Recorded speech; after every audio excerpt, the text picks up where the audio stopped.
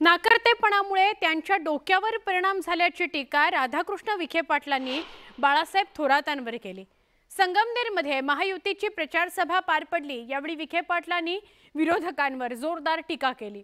तर संगमनेरमधील नेत्यांचं कर्तृत्व नसून मतदारसंघात काहीही केलं नाही अशी टीका विखेंनी केली।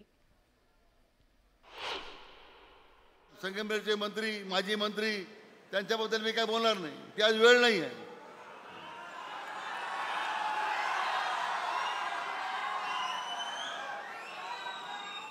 ज्यांचा कर्तृत्व काही सांगण्यासारखंच नाही, ते काय बोलायचं।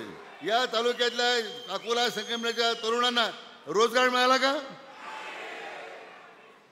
मग अशा नाकारत्या माणसाबद्दल आपण बोलून वेळ घ्यायचा का?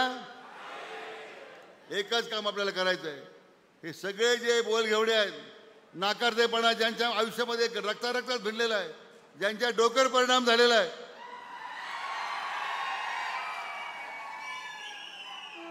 अशा सगळ्या लोकांचा बंदोबस्त 13 तारखेला आपण मताच्या रूपाने करणार आहोत।